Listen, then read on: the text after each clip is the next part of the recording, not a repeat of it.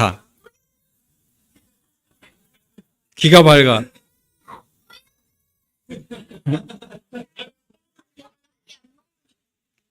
현주인은 많이는 안 먹는데요. 자주는 먹는데 많이는 안 먹는 것 같아요. 누굴까요? 자, 다음 가보겠습니다. 민율이 오빠?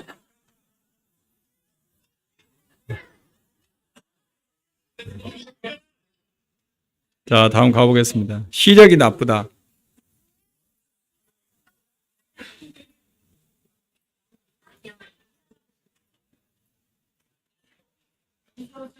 영선생?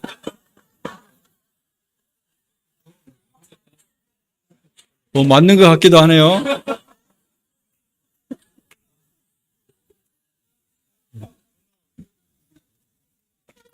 아직 감이 안 오신가요?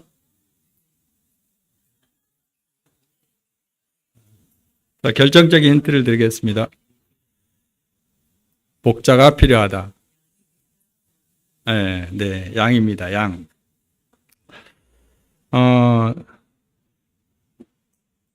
양은 다리가 짧아가지고 잘 넘어집니다. 그리고 또 넘어지면 못 일어납니다. 다리가 짧은 것 때문에. 그리고 또 속도도 많이 느립니다. 잘 들리신가요? 또 많이 먹습니다. 그래서 절제를 못하고 먹을 것이 보이면 뿌리째 아주 먹어버립니다. 세 번째, 무리를 좋아한다고 했는데 항상 이렇게 몰려다니잖아요. 그래서 이제 그게 좋은 점도 있어요. 그 맹수들 공격으로부터 이렇게 등치가 커 보이니까 그들이 이제 쉽게 공격하지 못합니다. 또 반면에 안 좋은 것은 전염병 이렇게 확산율이 높아요. 또 고집이 세다. 이것은 양을 안 봐도 우리 보면 그냥 수긍이 가죠. 제가 고집 세게 보입니까? 정확하게 알고 계시네요. 네. 고집 없는 사람은 없습니다. 네. 누구나 다 고집이 있고 또 다 셉니다. 네. 한번 박히면 잘 안 고쳐져요. 네. 또 소리에 민감합니다. 그래서 성경에는 그런 말씀이 있죠. 양들이 목자의 음성을 알아듣는다, 이런 말씀이 있어요. 그래서 귀가 밝기 때문에 누가 그 자기의 목자인지 이것을 잘 알아먹습니다. 그래서 가자 이렇게 이야기하면 귀신같이 알아서 이렇게 나가요. 옛날 팔레스타인 지역에서 그 양들을 함께 칠 때 추워지면 동굴 같은데 저녁에 이제 그렇게 같이 들어가서 함께 양들이 잡니다. 그래서 제 양만 있는 게 아니고 현준이 양도 같이 있어요. 여러 양들이 한꺼번에 모여 있는데 그 수백 마리가 모여 있는 양들 중에서 제가 이제 일어나서 가자 하면은 제 양들만 이렇게 따라와요. 신기하다고 그러더라고요. 그래서 목소리에 아주 소리에 이렇게 민감하기 때문에 양들이 그렇습니다. 또 반면에 그 소리에 민감하기 때문에 맹수들의 소리도 잘 들어요. 그래서 잘 숨을 수도 있고 움츠려들기도 하지만 또 한편으로는 그런 소리들이 잘 들리다 보니까 겁이 많습니다. 공격용 무기가 없잖아요, 양들은. 그래서 자기들이 공격할 수 있는 수단이 없기 때문에 그런 맹수들의 소리가 들려오면 겁을 잘 먹기도 합니다. 또 시력이 나쁩니다. 그래서 잘 속고 또 분별력이 없습니다. 그래서 앞에 뭐가 보이질 않으니까 이게 풀인지 논인지 물인지 늪인지 이런 것들의 그 구분을 잘 못해요. 그래서 그냥 막 앞에서 양이 가는 대로 또는 목자가 가는 대로 그냥 따라가는 겁니다. 그리고 앞일을 내다볼 수가 없죠. 그러니까 시력이 안 좋으니까. 그래서 마지막으로 목자가 꼭 필요한 동물이 양입니다. 다른 동물들은 굳이 그렇게 물론 다 목자들이 돌보는 주인들이 있어야 되지만 이렇게까지 잘 케어하지 않은 것 같아요. 그런데 양들은 유독이 목자가 없이는 자생하기 어려운 그런 동물입니다. 네, 이 양.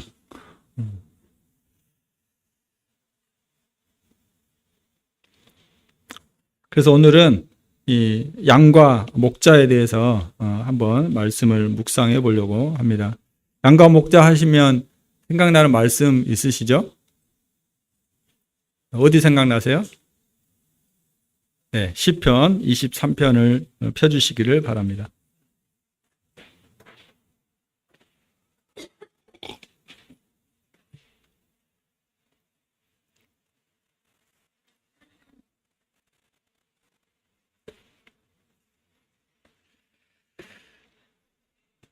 시편 23편 1절부터 교독하면서 읽어보겠습니다.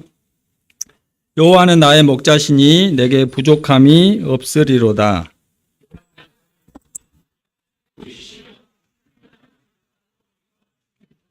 내 영혼을 소생시키시고 자기 이름을 위하여 의의 길로 인도하시는도다.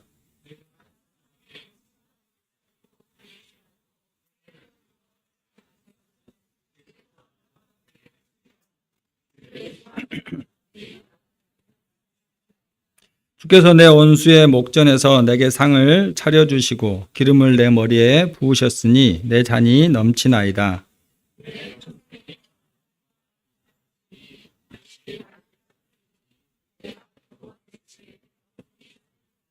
네. 암송하실 수 있는 분 계신가요? 서연이? 한번 해보세요. 선생님 치킨 쿠폰 쏘겠습니다.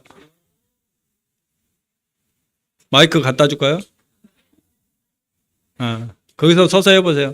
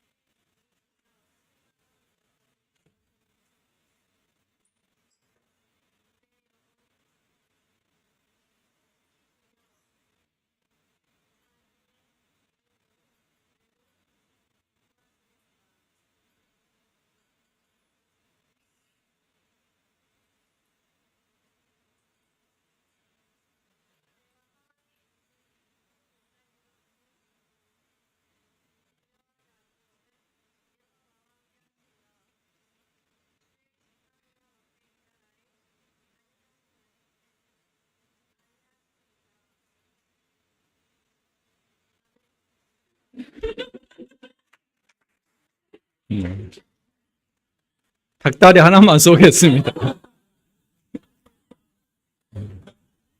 또 암송하실 수 있는 분 있어요? 네, 좋습니다. 아주 훌륭합니다. 한 절씩 보면서 함께 보겠습니다. 여호와는 나의 목자시니 내게 부족함이 없으리로다. 아멘이십니까? 네. 진실로 아멘이십니까?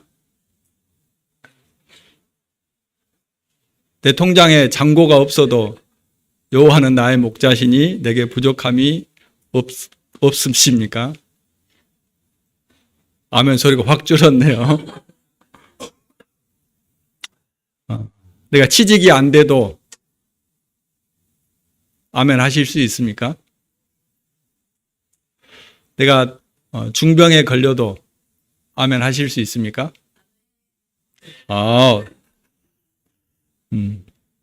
네. 사실 쉽지 않은 고백인 것 같습니다. 그러나 이것을 경험하신 분들, 또 거기에서 오는 만족감을 느끼셨던 분들은 늘 이와 같은 고백 속에서 살아가고, 또 혹은 그렇게 되지 않는다 할지라도 내가 다시 주님 앞에 이 고백을 올려드리기를 원합니다. 여호와는 나의 목자시니 내게 부족함이 없습니다. 이 시를 쓴 사람이 누구죠? 네, 다윗이잖아요. 그는 어떤 인물이었어요? 왕이었잖아요. 그죠? 왕이었고, 이스라엘에서도 크게 존경받는 왕이었습니다. 그런 그가 내가 왕으로 있을 때 부족함이 없었다 이렇게 말하지 않고, 하나님이 나의 목자가 되어 주셨을 때 내가 그때 부족함이 없었다 이렇게 포문을 열고 있습니다. 그의 삶을 제가 뭐 다 알고 있는 건 아니고 또 그의 마음의 상태를 온전히 다 이해할 수는 없지만 적어도 성경에 기록되어 있다고 하면 그 마음은 진실된 것이었을 거고 적어도 이 순간만큼은 하나님 앞에 정말 그런 마음이 있었기 때문에 그는 이렇게 고백한 것 같습니다. 여호와는 나의 목자시니 내게 부족함이 없으리로다. 네, 저희들은 사실은 이것보다 눈에 보여지는 또 세상적인 또 일시적인 것에 훨씬 더 많은 만족감을 느끼고 거기에 더 안락함을 누리고 살아갈 때가 많은 것을 기억하게 됩니다. 그러나 이제 우리가 그리스도인이 되었으니 내가 예수님을 주로 고백하는 사람이 되었으니 늘 이와 같은 고백이 저의 고백이 되기를 원하고 하나님 앞에서 그런 마음의 소원함이 늘 있게 되기를 바라는 마음이 있습니다. 네, 다음 구절입니다. 그가 나를 푸른 풀밭에 누이시며 쉴만한 물가로 인도하시는도다. 이제 뭐 너무 많이 들어서 잘 아실 거예요. 성경에 나와 있는 푸른 풀밭과 쉴만한 물가는 우리들이 생각하는 대관령 목장 같은 그런 곳이 아니다. 광야 유대 지역에 있는 그 광야와 같은 곳이다. 근데 거기에 푸른 풀밭 쉴만한 물가라고 그쪽으로 하나님께서 나를 인도하신다고 이렇게 말씀하고 있습니다. 제가 사진 2개를 올렸는데 잘 안 보이네요. 흐리네 많이. 여기 네, 좀 색깔이 보이시죠? 저쪽 오른쪽에 있는 데는 건기대예요. 건기대 광야고 이쪽 왼쪽은 약간 푸릇푸릇한 게 좀 보이죠? 여기는 우기대 광야입니다. 그래서 물론 이스라엘 저 갈릴리 지역 이쪽으로 가면 물과 나무들이 많이 있어요. 근데 거기에서는 목축업을 잘 하지 않습니다. 목축업을 하는데 양을 키우는 데는 그 이스라엘 남단, 그 예루살렘 밑에 쪽 유대 광야라고 하는 그곳에서 대부분 이렇게 양을 키우고 있는데 이 시편 23편의 배경이 되는 곳은 이런 곳입니다. 푸른 풀밭이 이곳을 이야기하고 있어요. 하나님께서 이곳으로 인도해 가지고 나를 여기서 먹이신다 이렇게 말씀하고 있어요.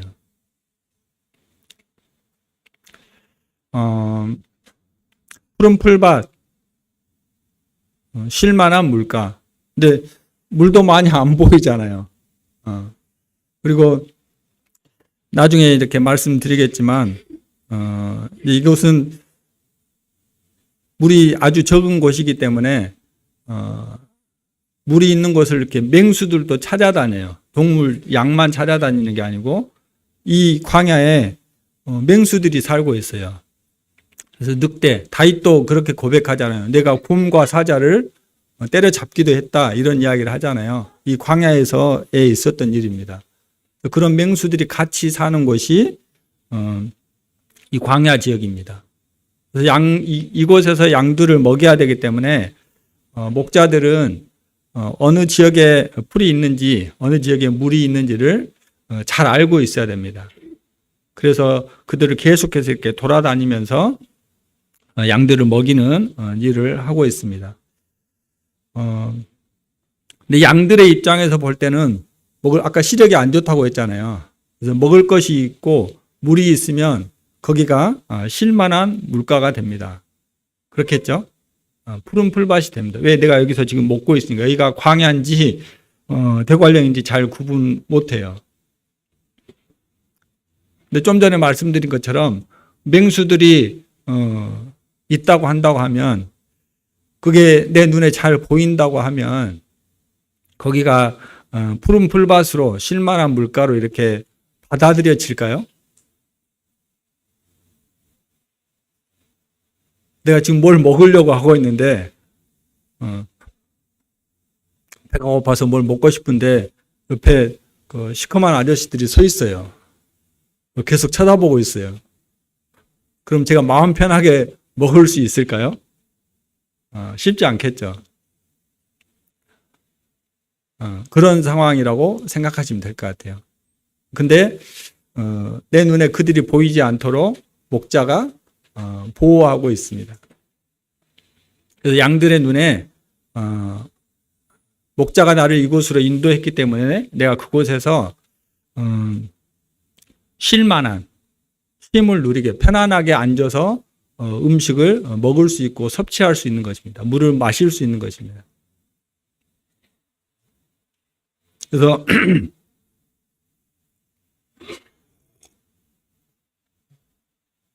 제가 목이 조금 안 좋아서 계속 좀 잠기네요.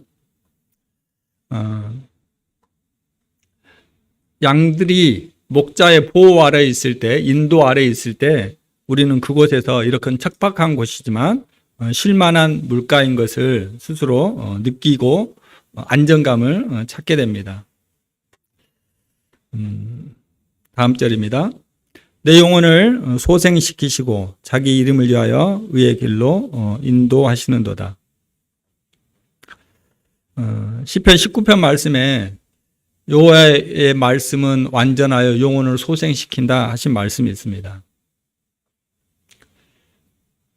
사람이 다시 태어나는 것도 사람이 태어나는 것 자체, 생명이 잉태돼서 태어나는 것 자체가 참 신비하고 놀라운 일이잖아요. 근데 이 죽었던 영혼이 다시 살아나는 것, 다시 소생케 되는 것, 그것처럼 기이하고 놀라운 기적이 없습니다. 근데 더 놀라운 것은 그 일을 위해서 내가 할 일이 없다는 거예요. 모든 것을 하나님께서 전적으로, 전주권적으로 은혜 가운데 저희들에게 베풀어 주십니다. 내 영혼을 소생시키기 위해서 그분은 자기의 영광을 뒤로 하신 채 육신을 입고 이 땅에 오셨습니다. 내 영혼을 소생시키기 위해서 사람들에게 멸시와 조롱과 침뱉음과 뺨맞음을 당하셨습니다. 내 영혼을 소생시키기 위해서 수없이 많은 채찍을 받으셨습니다. 내 영혼을 소생시키기 위해서 십자가에 달리셨어요. 이루 말할 수 없는 고통 중에 운명하셨고 내 영혼을 소생시키기 위해서 내가 이제 다 이루었다고 선포하셨습니다. 그리고 그것으로 끝나버리면 안 되잖아요. 내 영혼을 소생시키기 위해서 그분이 다시 부활하셨습니다. 그리고 이제 소생된 나의 영혼을 자기의 이름을 위하여 의의 길로 인도하신다고 말씀하고 있습니다. 마태복음 28장에 하나님께서 저희들에게 침례를 명하시는데 어떻게 말씀하십니까? 너희는 모든 족속으로 제자를 삼아 아버지와 아들과 성령의 무엇으로요? 이름으로 침례를 베풀어라 이렇게 말씀하십니다.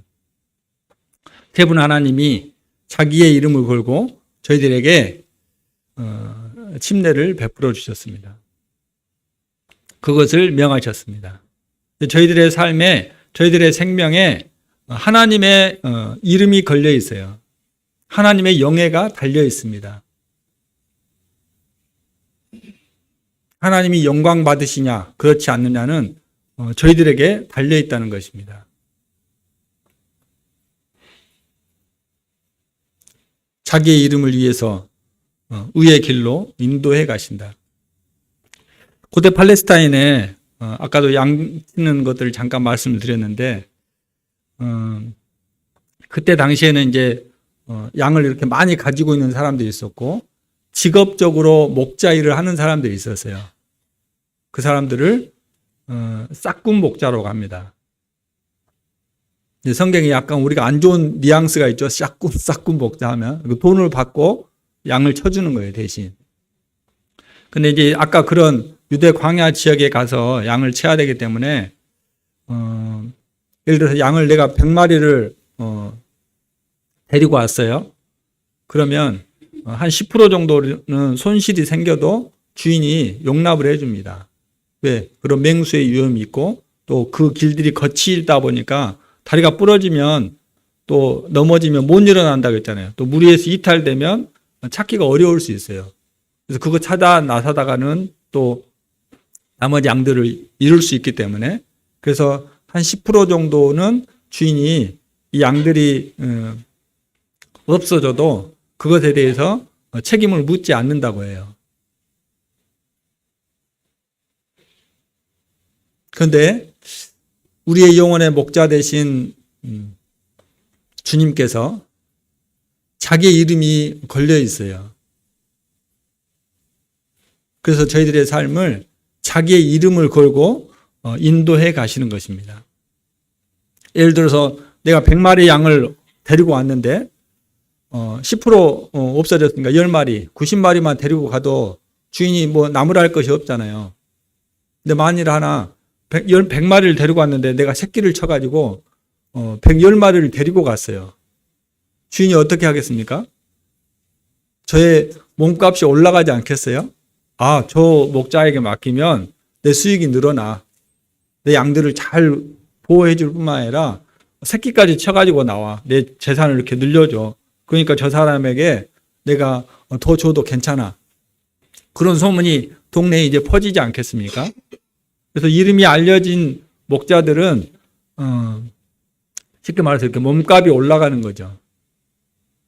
근데 그냥 기본만 하는 사람들, 그런 사람들은 10%의 손해가 있어도 주인이 별 이야기 안 한다는 거예요.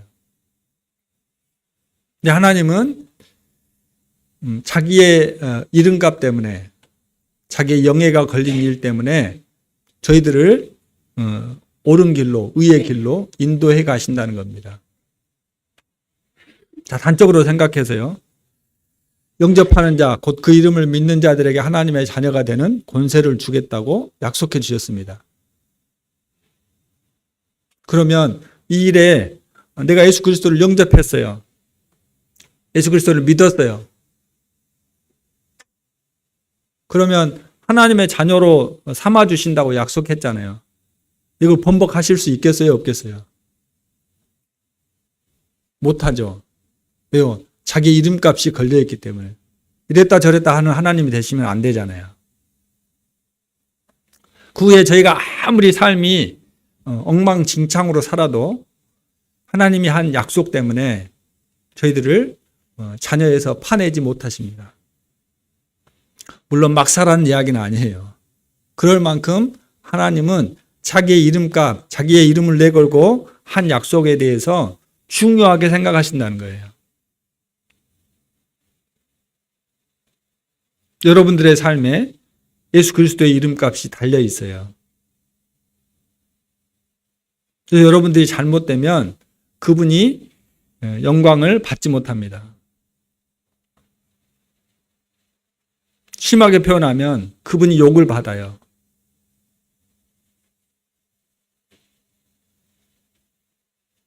그것을 주님이 원치 않습니다. 그것을 기뻐하시지 않습니다. 그래서 자기의 이름을 걸고 의의 길로 인도해 가실 것입니다.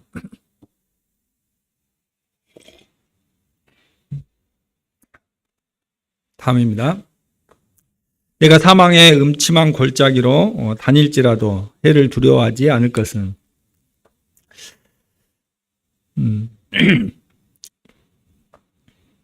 아까 말씀드렸던 것처럼 이 유대 광야에서 양들을 치는 것은 그리 녹록한 일이 아닙니다. 아까 2절에서 본 것처럼 푸른 풀밭, 쉴만한 물가 그런 개념보다는 어쩌면 이런 사망의 음침한 골짜기와 같은 곳일 수 있습니다. 경사가 너무 험난해요. 어떻게 저런 데서 살 수 있을까?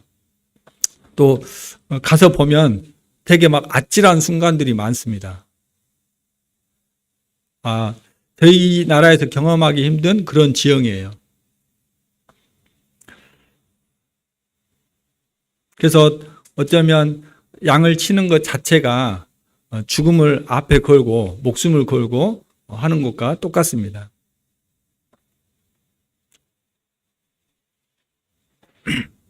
근데 내가 사망의 음침한 골짜기로 다닐지라도 해를 두려워하지 않는다는 거예요. 그 이유가 무엇입니까? 주께서 나와 함께 하시기 때문에. 임마누엘의 하나님, 내가 세상 끝날까지 너희와 항상 함께 할 것이다. 하나님이 나를 함께 해주실 뿐만 아니라 주의 지팡이와 막대기로 나를 안위하신다고 하십니다. 지팡이는 잘 보이신가요? 이쪽 감람나무, 올리브나무 뿌리에서 나오는 줄기, 가지 여기에서 채취를 해가지고 이것으로 지팡이를 만듭니다. 그리고 막대기는 여기 줄기 쪽에서 나오는 가지를 취해서 이렇게 막대기를 만듭니다. 그래서 목자의 오른손에는 지팡이가 달려있어요. 이렇게 보면 이렇게 긴 거 있잖아요. 그래서 약간 이렇게 구부러져 있는 거, 한 2m 이상 됩니다. 그리고 이제 막대기는 이렇게 좀 뭉퉁해요. 그 끝이 한쪽은 꼭 뼈다귀 같이 생겼잖아요.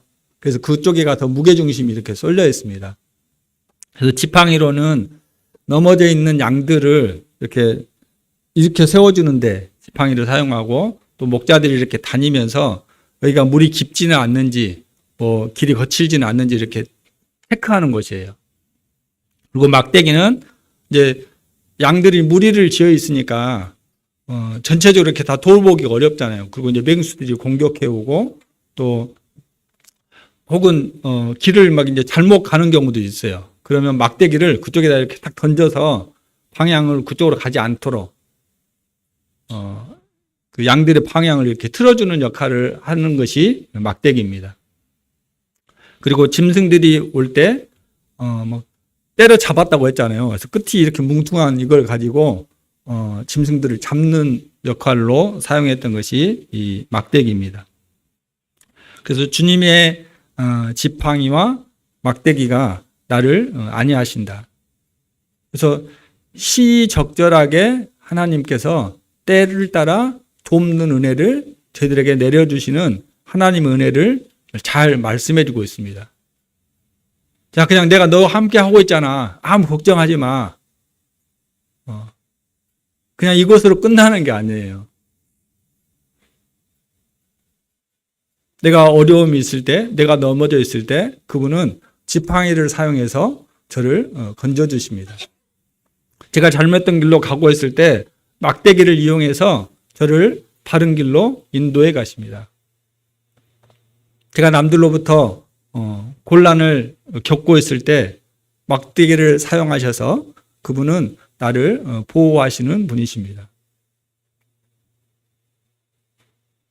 저희가 늘 은혜의 보좌 앞에 살아갈 수 있도록 때를 따라 돕는 은혜를 내리시는 참 좋으신 주님이신 것을 저희들이 기억할 수 있습니다.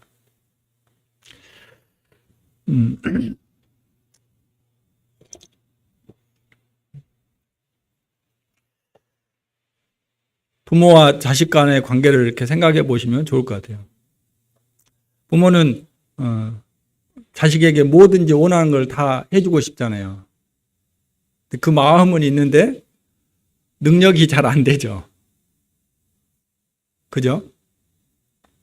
근데 능력이 많은 사람은 내 부모가 별로 없어요. 그래서 삼성 회장이 내 부모면 저에게 얼마나 잘해주겠습니까? 그죠? 근데 그분은 능력은 있는데 저하고 아무 관계가 없어요. 저를 사랑하지 않아요. 저를 돌볼 책임을 그분이 느끼지 않습니다. 근데 저희가 믿고 있는 하나님, 나의 선한 목자 되시는 예수 그리스도, 그분은 저와 깊은 관계를 맺었을 뿐만 아니라 저를 도우실 수 있는 능력이 있으신 전능하신 하나님이시라는 겁니다.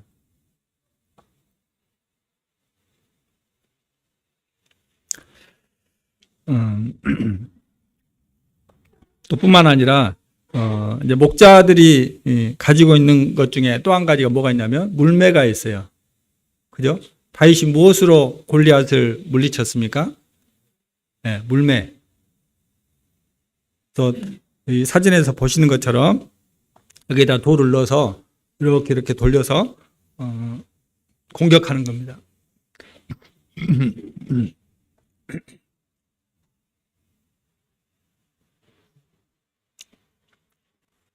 그래서 목자들은 쉬는 시간에 늘 앉아서 이 물매 던지는 연습을 계속해서 한다 그래요. 정확하게 목표를 이렇게 맞춰야 되기 때문에. 그래서 맹수들을 정확하게 그들이 공격해 올 때 공격으로부터 그들을 물리칠 수 있기 때문에, 그래서 이 물매 던지는 연습을 계속해서 한다고 합니다.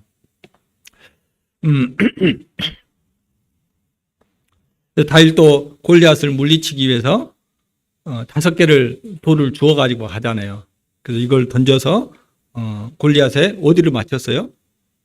네, 이마를 정확하게 맞춥니다.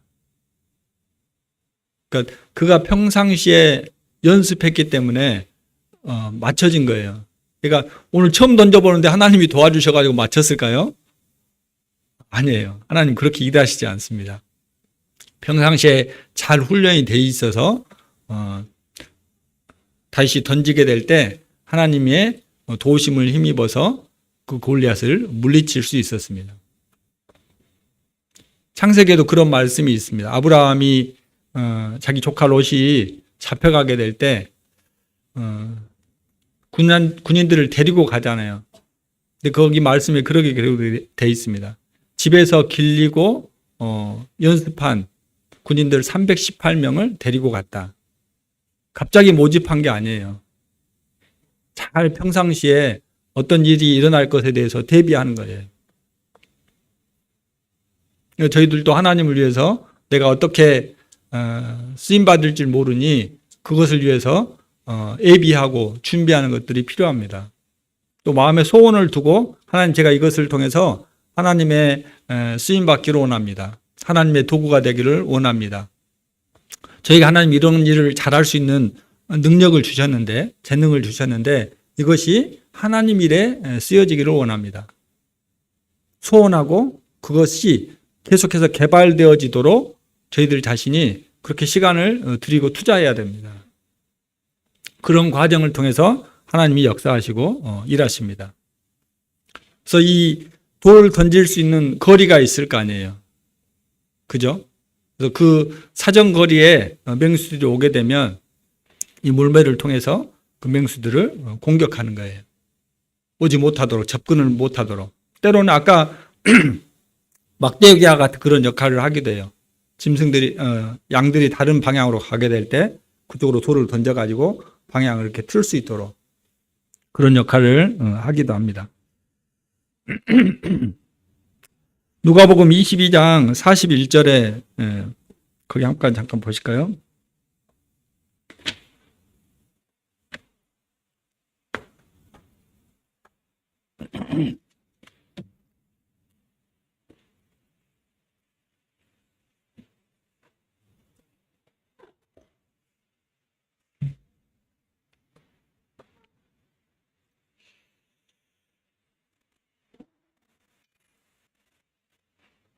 (22장) 39절부터 보겠습니다. 예수께서 나가사 습관을 따라 감람산에 가시매 제자들 또 따라갔더니 그곳에 이르러 그들에게 이르시되 유혹에 빠지지 않게 기도하라 하시고 그들을 떠나 돌 던질 만큼 가서 무릎을 꿇고 기도하여 이르시되 아버지여, 만일 아버지의 뜻이거든 이 잔을 내게서 옮기시옵소서. 그러나 내 원대로 마시옵고 아버지의 원대로 되기를 원하나이다.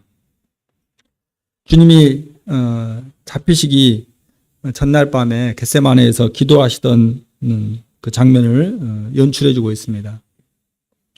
근데 41절에 보니까 제자들과 살짝 거리를 두셨잖아요.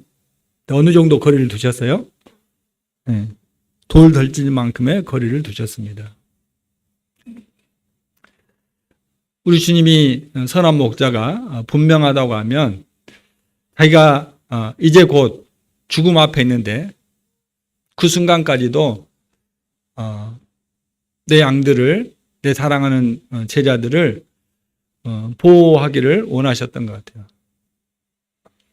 보호하고 싶으셨던 것 같아요. 그런 마음을 놓칠 수 없으셨던 것 같아요. 그래서 늘 자기의 사정거리 안에 제자들을 두셨던 것 같습니다. 죽음의 순간에도 그분은 저희들의 영혼을 지키는 일에 마음을 두고 계셨던 것을 확인할 수 있습니다. 네, 다음 구절입니다. 주께서 내 원수의 목전에서. 네, 아까 이런 맹수들이 실제로 있어요. 그리고 그들도 목마르면 그것을 찾아 나섭니다. 그리고 먹을 것이 넉넉하지가 않잖아요. 풍성하지가 않잖아요. 누가 봐도. 그러니까 그들도 굶주려 있어요. 그래서 배고프면 이런 자기의 먹잇감들을 찾아 나섭니다. 네, 양 얼마나 좋아요. 토실토실 하잖아요. 잡아먹기 쉽잖아요. 다리도 공격도 못하지, 다리도 짧지, 넘어졌다 하면 못 일어나지. 너무 좋아요.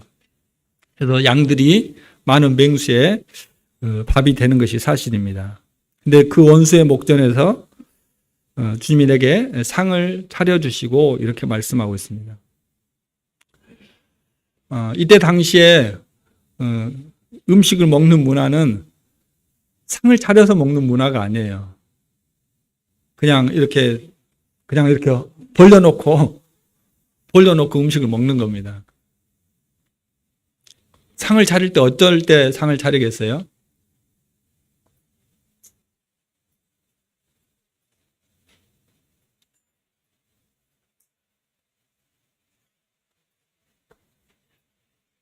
큰 잔치가 있을 때, 호화롭게 높은 지위에 있는 사람들, 이런 사람들이 상을 차리고 제대로 격식을 갖춰서 먹을 거 아니에요. 근데 하나님이 온수의 목전 앞에서 나에게 상을 차려주셨다고 하는 것은 나를 그만큼 존귀한 자로 나를 인정해 주신다는 겁니다.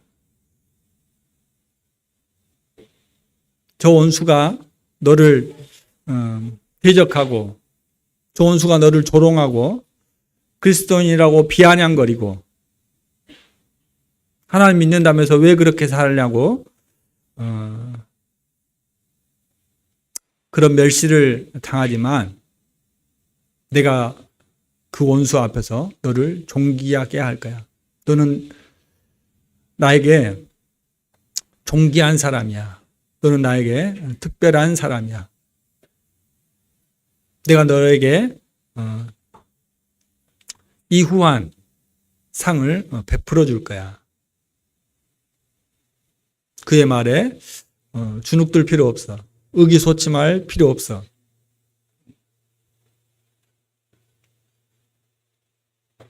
그래서 온수의 목전에서도 우리가 당당하게 하나님이 주신 삶을 누리고 살아갈 수 있는 것은 주님이 나를 이와 같이 존귀히 보시기 때문에 있습니다.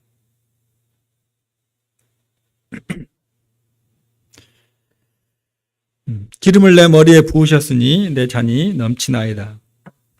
싸움 구경은 항상 재미있죠. 양들도 이렇게 싸움하는 뭐라 하죠? 이런 게 대회 같은 게 있나 봐요. 싸움을 시킨가 봐요, 양들을. 근데 기름을 내 머리에 부으셨으니 내 잔이 넘칩니다. 이 양들의 머리에다 붓는 기름은 올리브 기름을 붓습니다. 기름은 일단 머리에 이렇게 싸우려고 할 때 기름이 부어져 있으면 어떻게 되겠어요? 잘 부딪히겠습니까? 미끌리겠습니까? 미끌리겠잖아요. 그래서 일단 싸움이 안 되게 해요. 저희들끼리도 마음이 불편할 때가 많죠. 주님이 저희들의 머리에 기름을 바르셨습니다. 그래서 싸움이 되지 않도록 그런 역할을 해줍니다. 또 기름은 상처 났을 때 치료제 역할도 해줍니다. 또 기름은 이 심신의 안정을 갖다 주는 안정제 역할을 해줘요. 그러니까 그 귀가 예민하다고 했잖아요. 그래서 잠을 잘 못 잡니다. 근데 그 기름을 발라줬을 때 그가 편안하게 잠들 수 있다고 해요.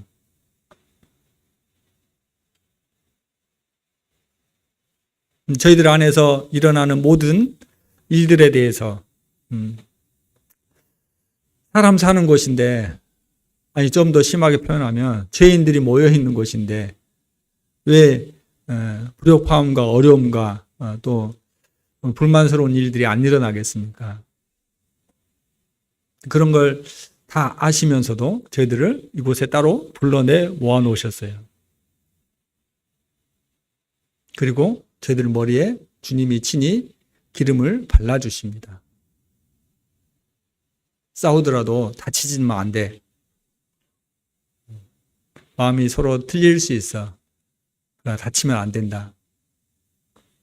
그리고 우리의 영혼을 회복시켜 주십니다. 우리 영혼에 안정감을 가져다 주시는 분이 주님이십니다.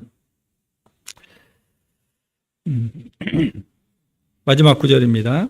내 평생의 선하심과 인자하심이 반드시 나를 따르리니 내가 여호와의 집에 영원히 살리로다. 선하심은 좋은 것입니다. 히브리 말로 토브입니다. 토브. 좋다. 하나님이 창세기에 이렇게 말씀하시잖아요. 이는 첫째 날이니 하나님 보시기에 좋았더라. 둘째 날이니 셋째 날이니 하나님 보시기에 좋았더라. 이렇게 말씀하시잖아요. 그 언어가 똑같아요. 좋았더라. 선하심. 토브.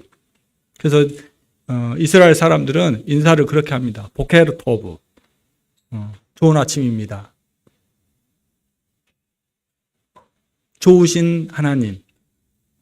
인자하심. 헤세드, 인애.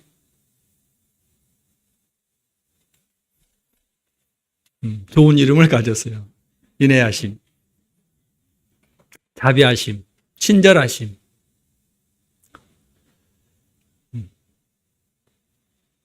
이것이 잠깐 있는 게 아니고 내가 하나님 앞에 영적으로 좋을 때만 나에게 허락되는 게 아니고 내가 영적으로 좋든 그렇지 않든 하나님과 관계가 멀어져 있든 친밀해져 있든 내가 교회를 잘 나오든 안 나오든 내가 세상에서 잘 나가든 그렇지 않든 내가 지금 병중에 있든 아니든 나의 평생에 하나님의 선하심과 인자하심이 반드시 나를 따른다고 약속해 주고 계십니다.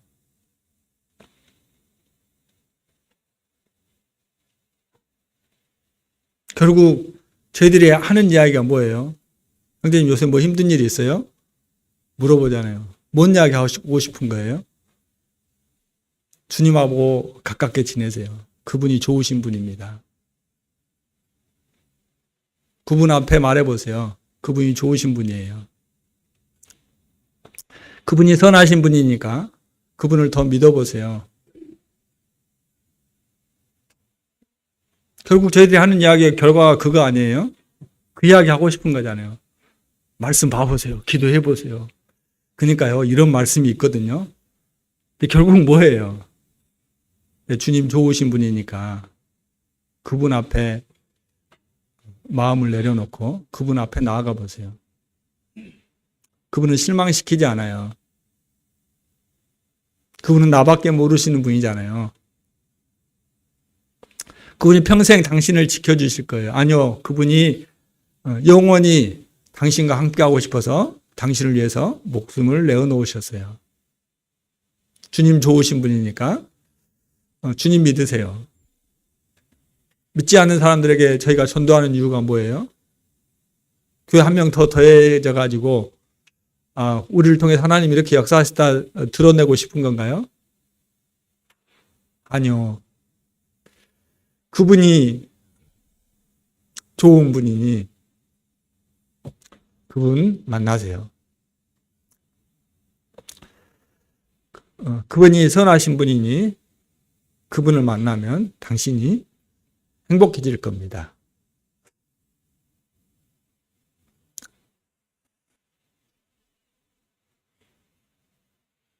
제가 좋으신 하나님을 만나서 행복한 삶을 살고 있습니다.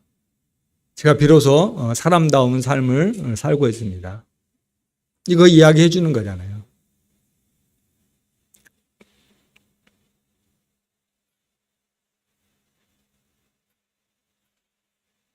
하나님이 신실하게 저희들에게 약속해 주셨습니다. 내 평생의 선하심과 인자하심이 반드시 따를 거다. 그래서 내가 이 좋으신 여호와의 집에 영원히 살리로다.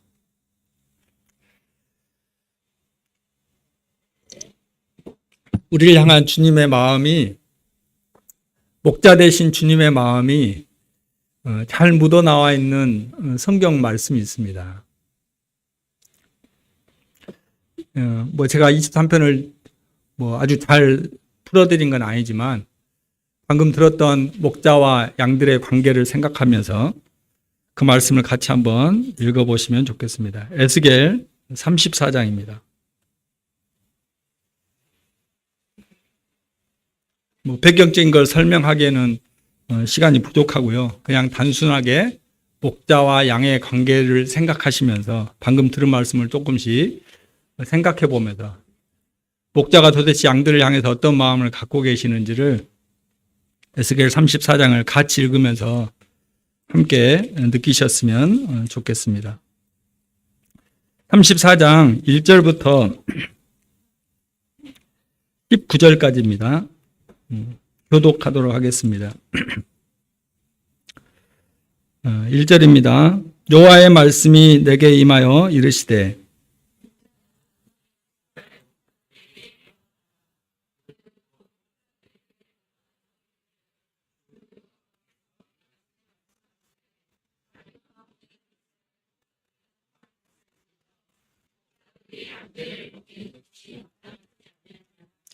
너희가 살진 양을 잡아 그 기름을 먹으며 그 털을 입되 양 떼는 먹이지 아니하는도다.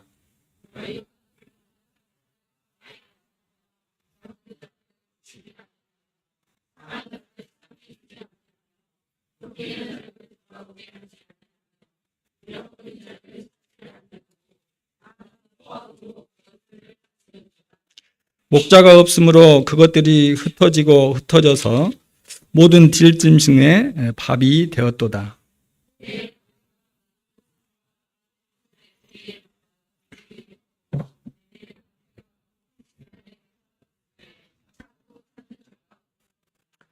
그러므로 목자들아 여호와의 말씀을 들을지어다.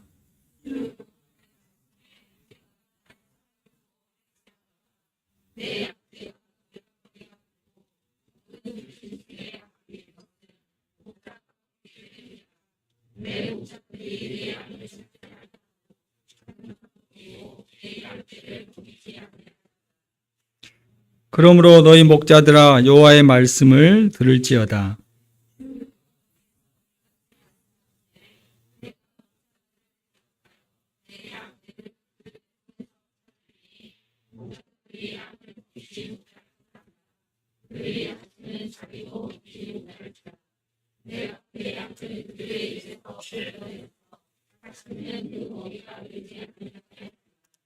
주 여호와께서 이같이 말씀하셨느니라. 나 곧 내가 내 양을 찾고 찾되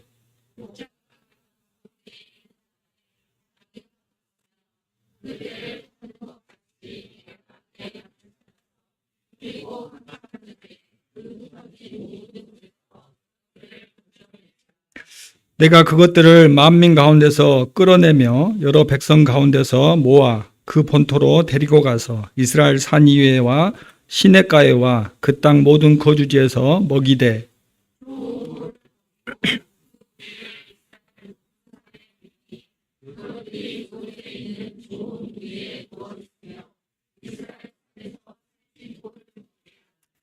내가 친히 내 양의 목자가 되어 그것들을 누워 있게 할지라. 주 여호와의 말씀이니라.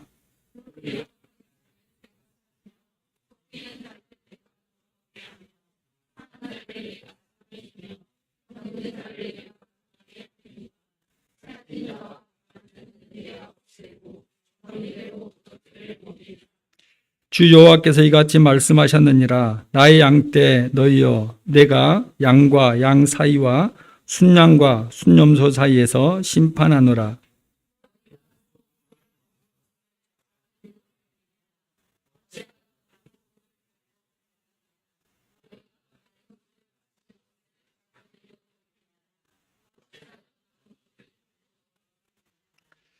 (19절입니다) 나의 양은 너희 발로 밟은 것을 먹으며 너희 발로 더럽힌 것을 마시는도다 하셨느니라. 31절 다 같이 읽겠습니다. 시작. 내 양 곧 내 초장의 양 너희는 사람이요 나는 너희의 하나님이라. 주 여호와의 말씀이니라. 네.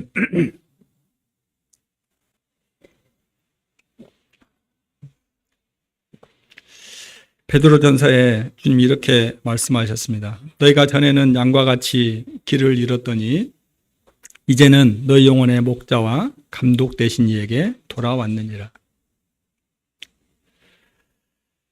네, 주님은 저희들의 영혼을 위해서 이 목자의 심정으로 또 자신의 모든 것을 내어주신 분이십니다. 그 주님이 계시기에 저희가 삶이 얼마나 참 그렇습니까? 온전하지 못할 때가 훨씬 많고 사람답지 못할 때가 훨씬 많고 감사보다는 불평, 불만이 많은 자들인데 이런 자에게 온전하신 하나님이 저희들의 영혼의 목자가 되셨습니다. 그리고 또 내 삶을 감독하시는 감독이 되셨습니다.